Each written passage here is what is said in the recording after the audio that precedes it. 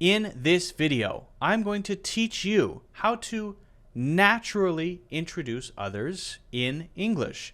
It's not as simple as saying, "This is my friend Steve." It's not that simple. So we're going to go over some different situations, some phrases, and by the end of this video, you will know how to introduce others. Okay?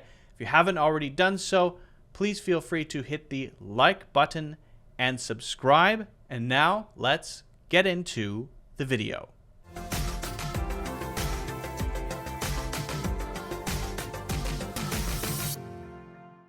Is introducing someone, whether it's a formal situation or a social situation, is introducing someone as simple as saying, "This is my friend. I'd like you to meet." It's not that simple. And in this little conversation, we're going to be talking about how you can do a real introduction. What do I mean by a real introduction? Well, what happens after you say, "This is my friend Stacy"? You know, what happens right after that? That's more important because you want it to flow into the conversation. You want to provide a spark that's going to maybe get someone to ask a question.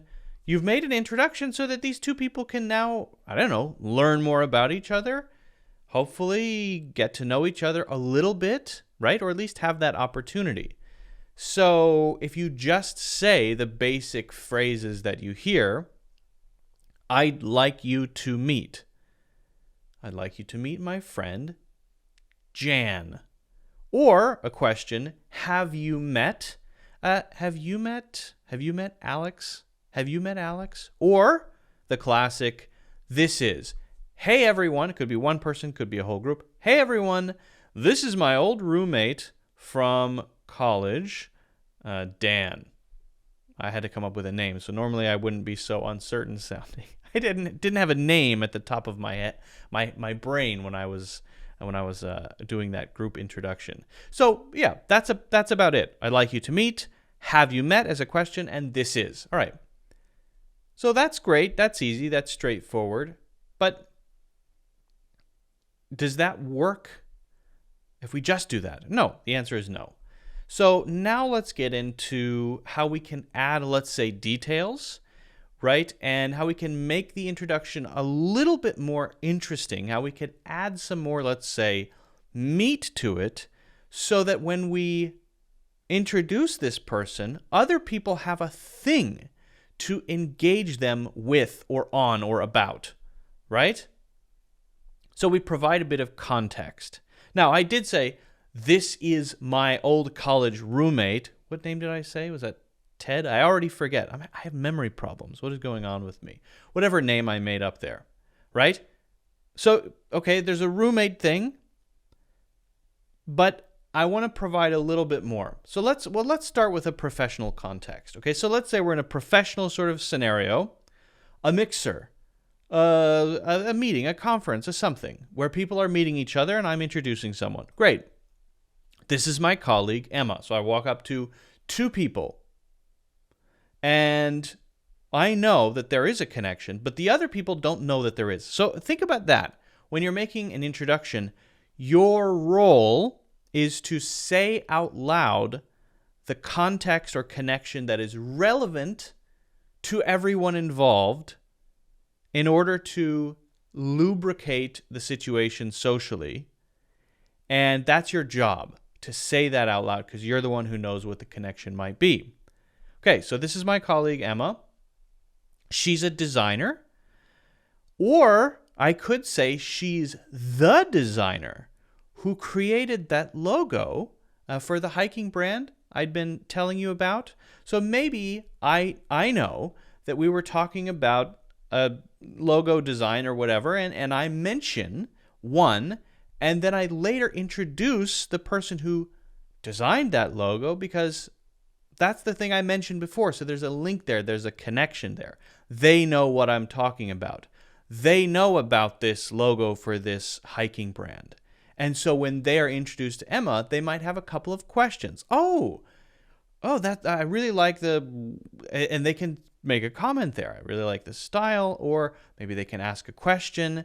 Okay, so I'm curious because we were talking about it about 10 minutes ago, right? What were some of your inspirations, or what are maybe some of the aesthetics you were using when you created the logo?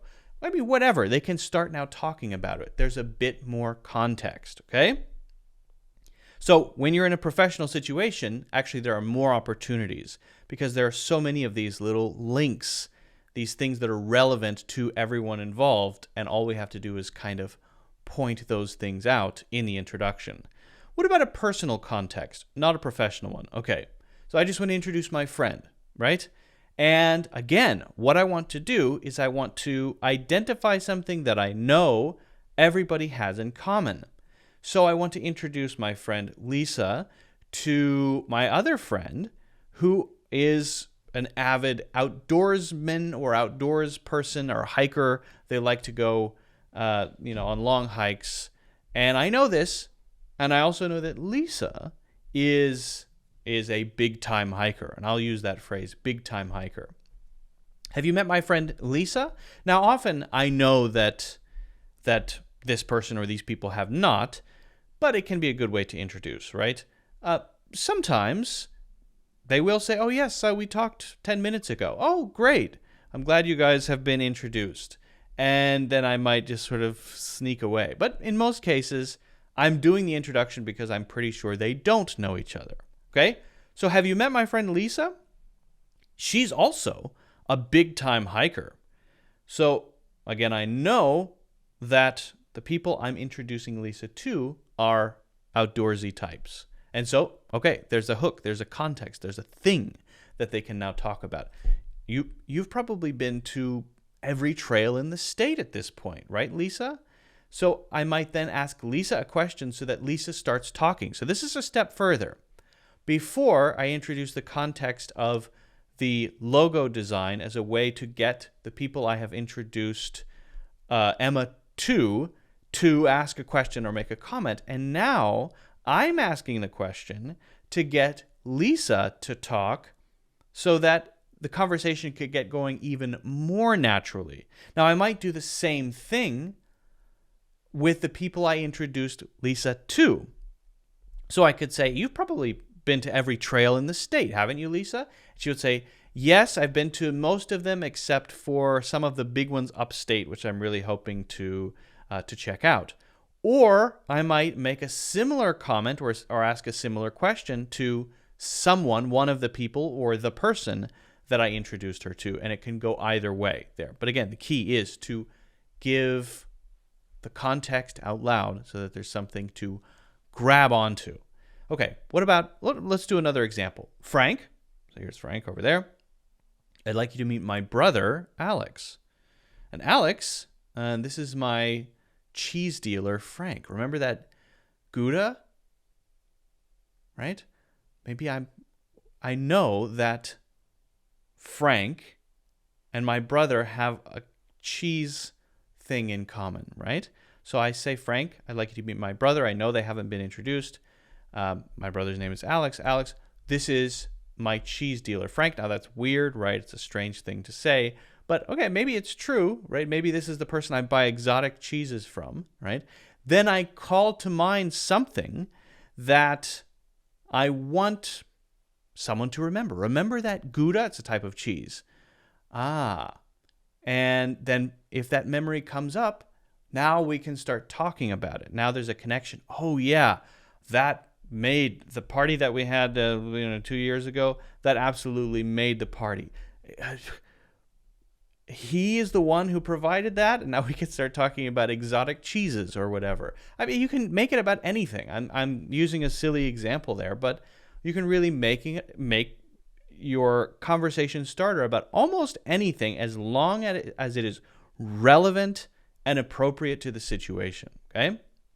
So what about a social event where it's kind of a group and I want to introduce someone, Sam, to the whole group, okay? So I'll provide an interesting detail and maybe I'll make a little joke. So if it's a group, you want to sort of break the ice a little bit.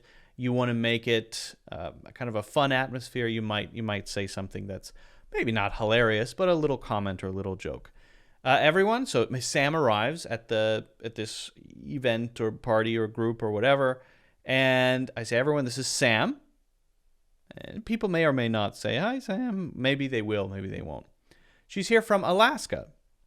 Okay, there's my context. I'm giving a little detail. And then I might make a little joke.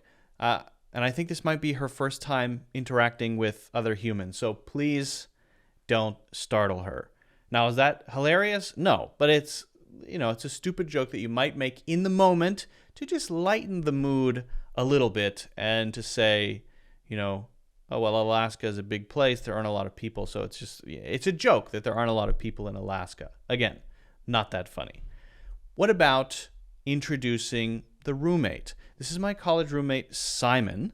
And then I might make this sort of, again, humorous comment that's going to get people thinking, that's going to maybe get people to walk up and talk to this person, that's going to get them to ask a question. This is my roommate, Simon. Please don't ask him anything embarrassing I did in college. Please don't ask him about any embarrassing stories that happened when we were in college together. Well, that makes people immediately think, oh, well, that's the first thing I'm going to do, right? So once again, I'm providing a little thing that people can grab onto. And what you're doing is kind of creating this, it's like a welcome sign to say, hey, here's a way that you could interact with this person if you want to. And that is really the key to making a good introduction. It's not about the simple phrases. Those are very straightforward.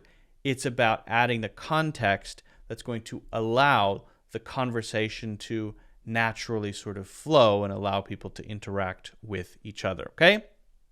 So, next time you have an opportunity to introduce someone, try to do it this way. If you have any questions, let me know in the comments. If you haven't already done so, don't forget to hit the like button and subscribe, and also get a free course, Natural English Conversations, that is in the links in the description.